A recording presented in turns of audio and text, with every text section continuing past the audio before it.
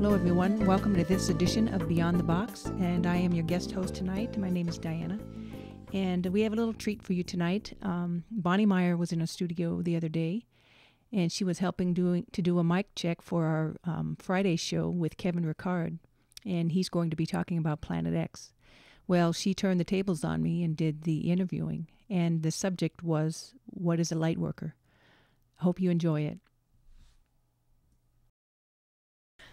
All right, this is a role reversal. Yeah, I'm looking for some answers on what you think a light worker is.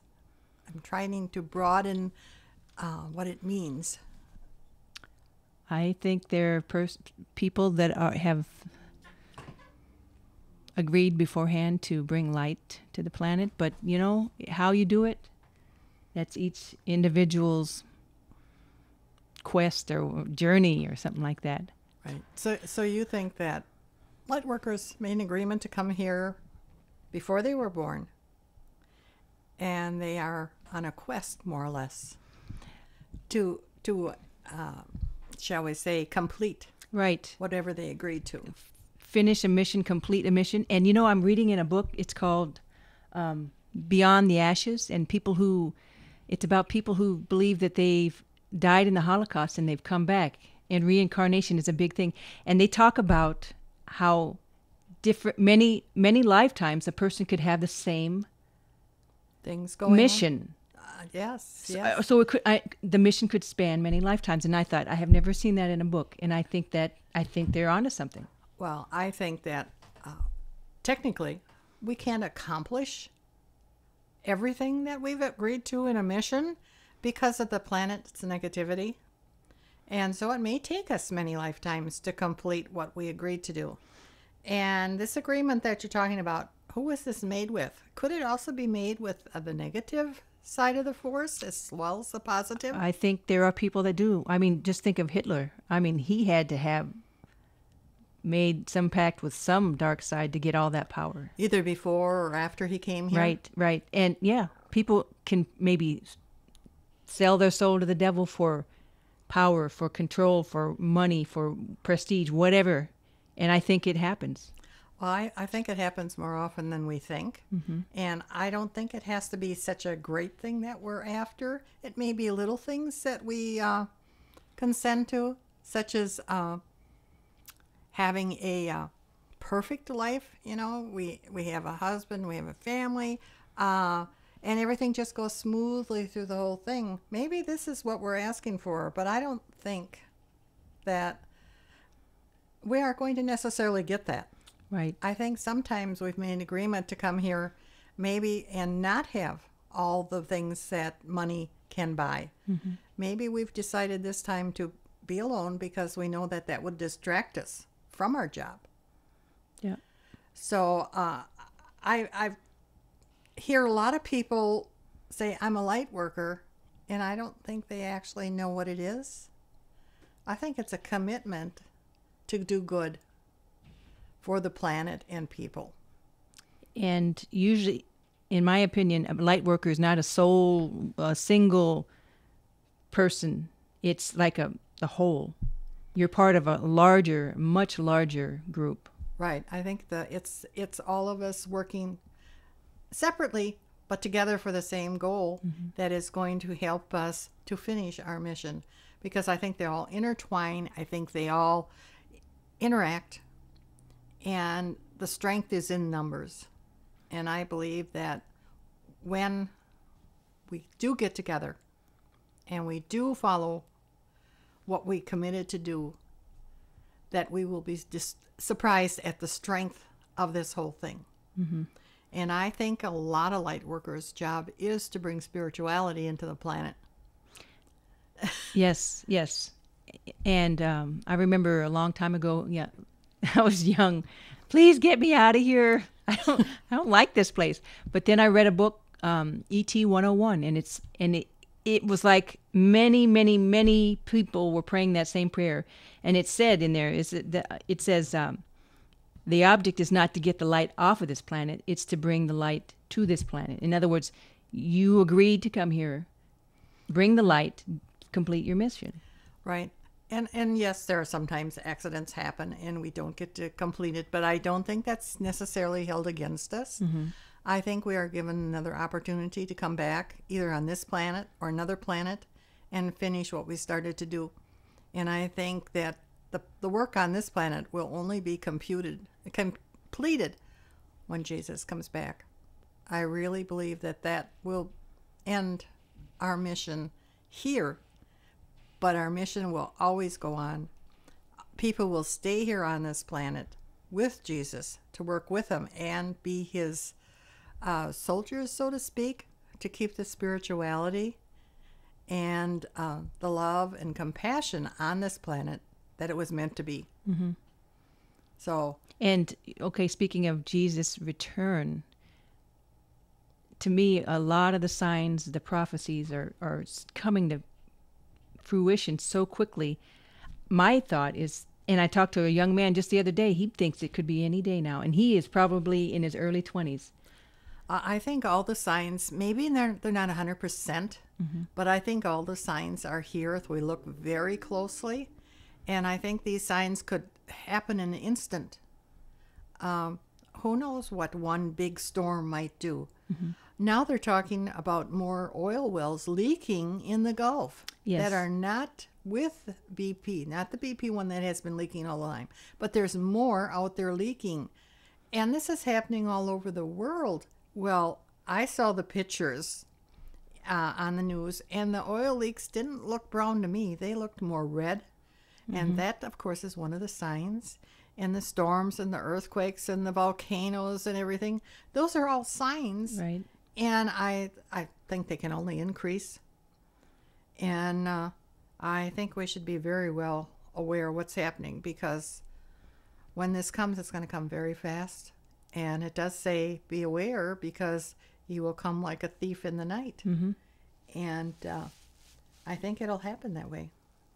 And if we're not doing our job as light workers, if we're not spiritual, we will be lost. Mm-hmm.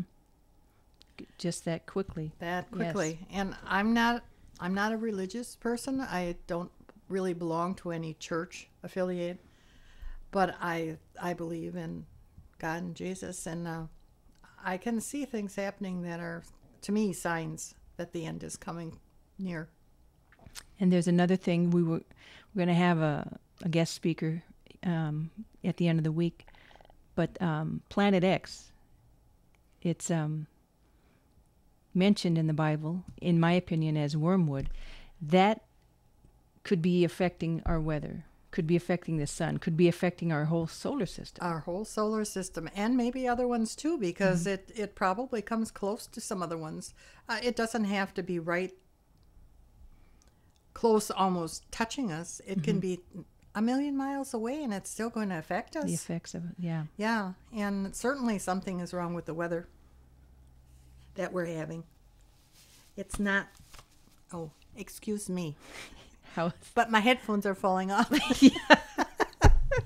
But yeah, I think it is already affecting our weather. Yep. I think it's affecting the planet. And even the scientists are saying that the planet is starting to wobble a little bit.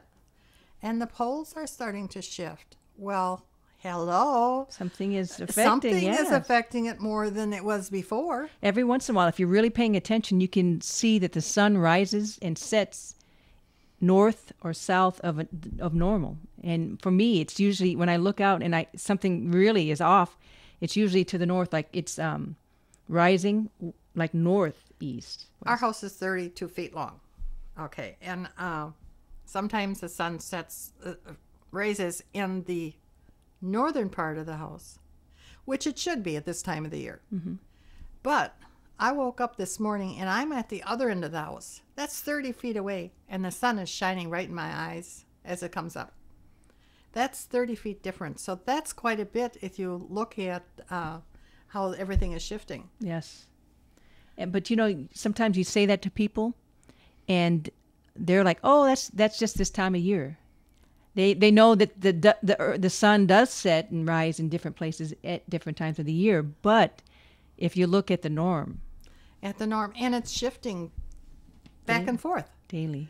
Sometimes it's way to the south, and sometimes it's way to the north. And I'm talking about now our house, like I said, is 32 feet long. And if it comes in the north end and then comes in the south end, the window facing east, I mean, that's like 30 feet in a day. Mm-hmm. That's not normal. And a lot of times it'll shift back to the north end of the house when it comes up. So I've been looking at this for a couple of years, and it has never been this much of a difference. Never. Yeah, it used to be a little bit every now and then. It's almost weekly, daily could be a wobble, a movement. Right, right. So something is agitating or Affecting. increasingly affecting. Right, right. And Sun in anything that comes around us has a pull when it's coming in and a push when it's leaving. So it's going to be affecting it. So I'm not a scientist, so I can't tell you exactly what the degrees are or anything. But I just wish people would go out there and pay attention every day at the same time. Look where it comes in your house and notice the difference in how you're seeing it. I can't do the sunsets because there's a house behind us and I can't see the sun setting. Okay. Well, think about like if this is a cycle, like the planet X comes around every so often, then it has come around before. And I believe that's what kept the Israelites kept them wandering 40 years. Well, it could have very well, because it would not have been safe to go. Right. Or they couldn't cross something. Now they're checking in the deserts in the Middle East, and they're finding out that a lot of the desert was lakes at one time. Mm-hmm. And they're checking to see when this all changed, because they're saying the only way it could have changed was if the planet shifted. So they're trying to get the dates of the shifting, and I can hardly wait. Just keep watching the news and reading everything I can to see if they do come up with some type of an answer. Yes, because every once in a while they find stones for like buildings under the water. Oh, yes. Structures. So, Yeah. I'm sorry, they didn't build that underwater. Even in the United States, like in the western states, they are finding seashells and that type of thing. And, well, there's been no ocean there for many, many years. Mm-hmm. But there was one at one time. So who knows what's going to happen? Right. And it could happen overnight. What if a volcano goes off and blacks out our sun for even a month? We would be in dire trouble. Well, we do have that super volcano in Yellowstone. Yes. And they said that was probably one of the reasons that a lot of species perished was because that volcano went off.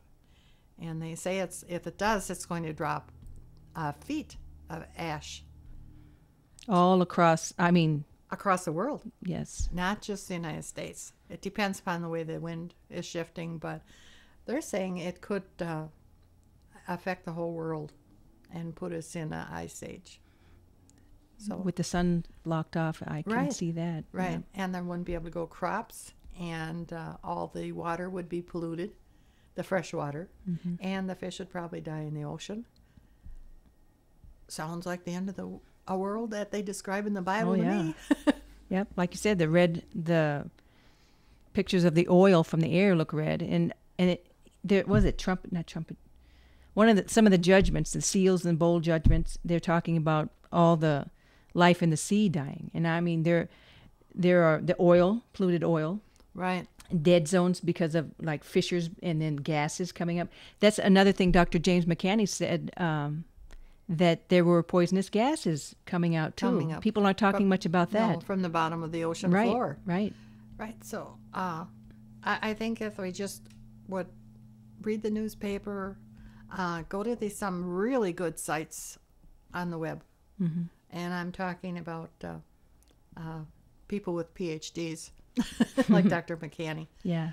That have some type of backing that we can trust what he's saying. Yep.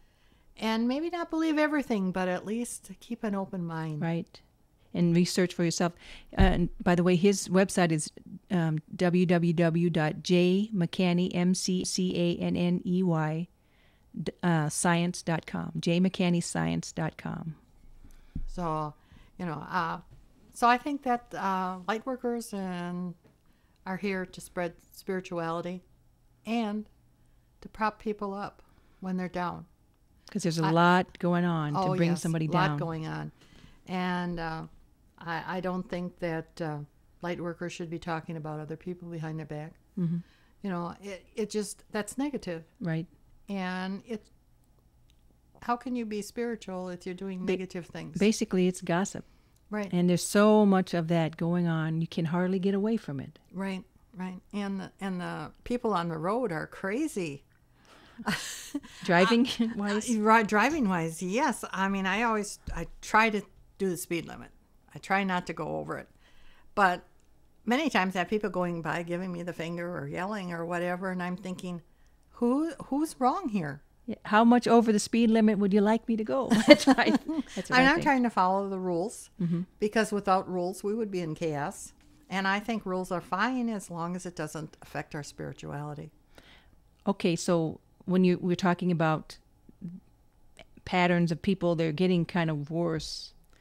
It's all related kind of Right. to these end time type. All related, and of course harp waves and the elf waves, and I think that there are other types of wave out there that are affecting our brains more than they even are.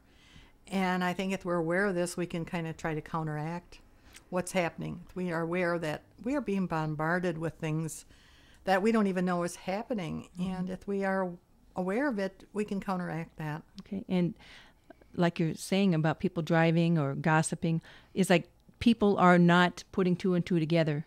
So these things, if you're slightly unbalanced, it's going to tip you over. Right? Oh, definitely, definitely. And I've seen people who have never had drinking problems before, have never had drug problems before, all of a sudden are getting involved in these things, and you ask them why, and they don't know. It just feels good.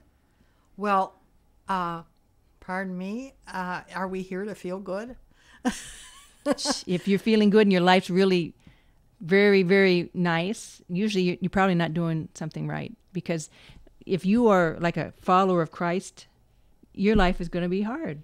Yes, he never claimed it would be easy, but you are promised in the end eternal life. Mm-hmm. So, and I hear a lot of people say, well, if things get really bad, I'll get out my gun and I'll shoot somebody. And pardon me, would you shoot somebody if they were just looking for food? Would you shoot somebody if they were hurt and they needed help and you would not give it to them? You'd shoot them just to make sure you survive? Well, I'm sorry, but your body may survive, but your soul isn't going to. Right. And the most important thing is to save your soul. And that's what I think we should all work for. So, okay. Tables were turned on you today. Well, I hope you enjoyed this edition of Beyond the Box, and I'd like to thank Bonnie Meyer for this interesting twist of events here. And I hope it provided you some food for thought on how this world affects you and how you affect the world around you. Good night, everybody, and keep looking up.